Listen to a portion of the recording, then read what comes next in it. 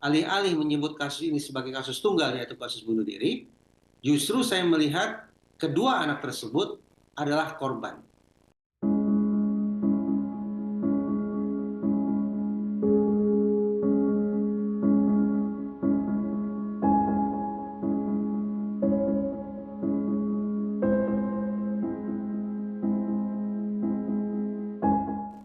Jadi ada dua pertanyaan ya barusan.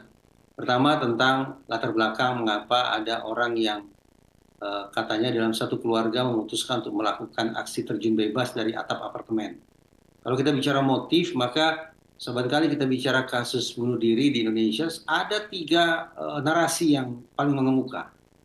Pertama, bahwa ini terimpit faktor ekonomi. Jadi mungkin ada utang piutang, ada persoalan-persoalan berkaitan dengan kesejahteraan, yang melatar belakangnya seseorang sampai kemudian mengambil keputusan yang salah semacam itu.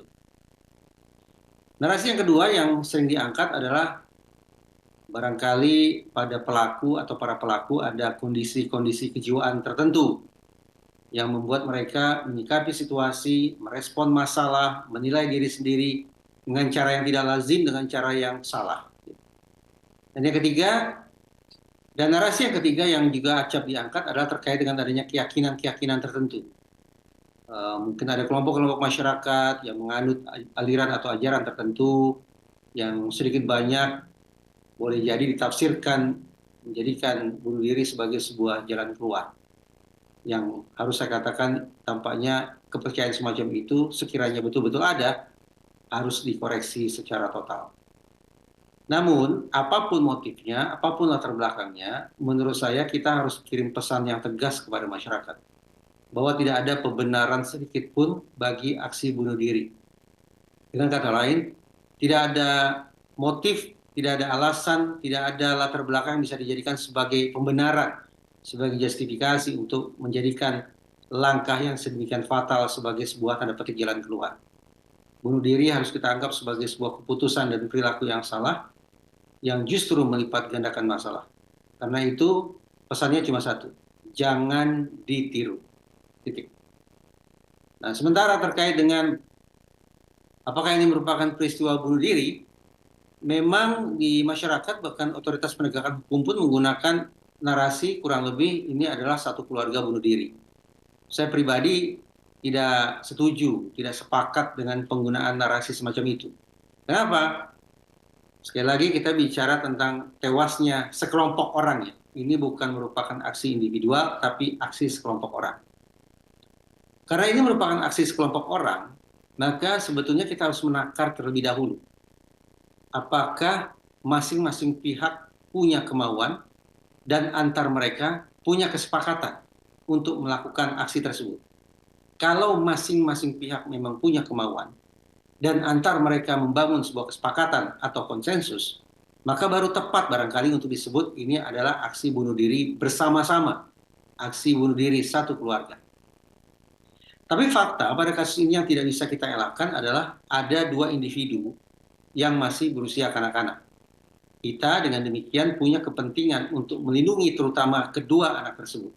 Caranya adalah kita tidak bisa menggunakan cara pikir yang sama.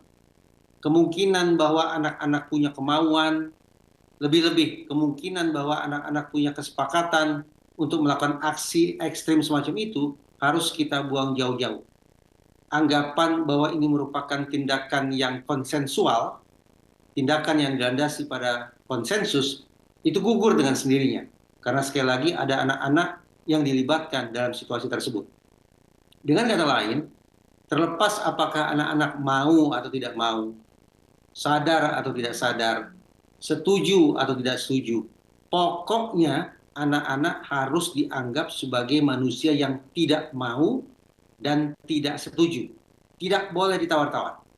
Dengan kata lain, anak-anak secara otomatis dan secara universal diposisikan sebagai manusia yang tidak mau melakukan aksi bunuh diri dan sudah barang tentu tidak akan mau membangun sebuah kesepakatan dengan pihak lain untuk bunuh diri. Konsekuensi pemikiran semacam ini adalah alih-alih menyebut kasus ini sebagai kasus tunggal yaitu kasus bunuh diri, justru saya melihat kedua anak tersebut adalah korban pembunuhan. karena mereka sesungguhnya tidak mau bunuh diri, karena mereka pasti tidak akan membangun sebuah kesepakatan untuk bunuh diri, untuk terjun bebas, tapi mereka dipaksa untuk masuk dalam situasi sedemikian rupa. Mereka sekali lagi dipaksa untuk melakukan sesuatu yang tidak mereka kehendaki. Tindakan itu adalah tindakan menghilangkan nyawa. Nah, apa boleh buat? Karena mereka saya posisikan sebagai pelaku pembunuhan, maka otoritas terkait semestinya membingkai kasus ini juga sebagai kasus pidana. Anak-anak sebagai korbannya, sementara orang dewasa yang memaksa mereka untuk terjun, dan barangkali itu adalah kedua orang tua anak-anak itu juga, maka kepada kedua orang tersebut patut kiranya ditetapkan sebagai pelaku. Jadi ini bukan kasus bunuh diri semata, tapi kasus bunuh diri dan kasus pembunuhan. Saya tidak tahu, tapi sebetulnya menurut saya polisi bisa menelusuri misalnya dengan mengecek kondisi keuangan mereka. Buka rekeningnya, kemudian cek tempat tinggal mereka, cek barangkali, maaf ini, isi organ pencernaan mereka, sehingga dari situ akan bisa dilacak seberapa jauh tingkat kesejahteraan keluarga ini, seberapa jauh tingkat kecukupan gizi mereka, seberapa stabil secara finansial. Kalau ternyata ada persoalan-persoalan pada masalah itu, ya berarti kita bisa berspekulasi, boleh jadi aksi ini dilatar belakangi oleh faktor keterhimpitan secara ekonomi. Atau bisa juga dicek riwayat medis mereka seperti apa. Silakan ke dokter kah, rumah sakit kah, atau coba tanyai orang-orang di sekitar kehidupan mereka yang barangkali menangkap adanya gelagat, cara berpikir, cara berkomunikasi, cara berperilaku yang katakanlah janggal atau tidak lazim. Kalau ini masalahnya, maka boleh jadi ini bersangkut paut dengan masalah gangguan jiwa tertentu. Atau juga bisa ditanya ke lingkungan sekitar, ke mungkin rumah ibadah mereka, ke keluarga mereka, bagaimana mereka mempraktikkan ritual kepercayaan mereka. Adakah seperti yang terjadi di kasus serupa di Jakarta Barat, kalau saya tidak salah, yang mana aksi bunuh diri satu keluarga ternyata disangkut pautkan dengan masalah keyakinan-keyakinan tertentu. Nah, itu yang barangkali perlu ditelusuri oleh pihak kepolisian untuk sekali lagi menangkap tanda-tanda masalah-masalah yang mendahului peristiwa yang mengenaskan sekaligus menakutkan ini.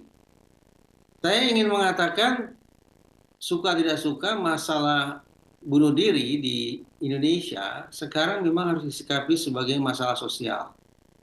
Tidak lagi disorot sebagai masalah individu per individu yang seolah cukup ditangani dengan pendekatan klinis berbasis individual. Tidak. Karena ini tampaknya berlangsung lagi dan berlangsung lagi, maka sangat penting kita memanggil negara untuk hadir. Nah, kalau kita ingin panggil negara, maka sudah kita harus bingkai kasus-kasus macam ini, mulai dari sekarang sebagai masalah kesehatan. Tidak hanya kesehatan individu, tapi juga masalah kesehatan masyarakat.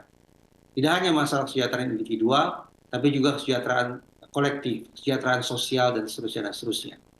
Atas dasar itu, kalau kita bicara etiologi atau sebab musabab, maka saya tidak lagi memandang cukup kita meninjaunya dari faktor individual. Kalau kita bicara sebatas faktor individual, maka besar kemungkinan kita lagi-lagi akan memakai teori klasik bahwa bunuh diri adalah pintu akhir dari sebuah depresi. Kalau depresi simpulannya, maka rehabilitasi individual, rehabilitasi klinis adalah rekomendasinya. Tetapi saya ingin meletakkan di atas meja adanya faktor sosial. Misalnya, apakah sekarang kita masih punya yang namanya jaminan pengamanan sosial bagi keluarga, bagi anak-anak? Kalau ternyata jaminan semacam itu dari negara tidak ada lagi, atau mungkin rapuh, maka memang kita pantas khawatir bahwa resiliensi keluarga Indonesia, ketangguhan keluarga Indonesia ikut jadi taruhan. Karena itulah, tadi saya katakan, kalau isu ini dikemas sebagai isu sosial, maka tidak hanya otoritas kesehatan, otoritas sosial, otoritas kesejahteraan, atau otoritas-otoritas terkait lainnya harus lebih introspeksi untuk mengecek seberapa jauh kontribusi tidak adanya jaminan pengaman sosial atau sejenisnya berkontribusi bagi peristiwa-peristiwa semacam ini.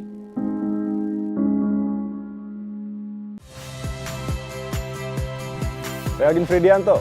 Saksikan terus program-program Kompas TV melalui siaran digital, pay TV, dan media streaming lain. Kompas TV, independen, terpercaya.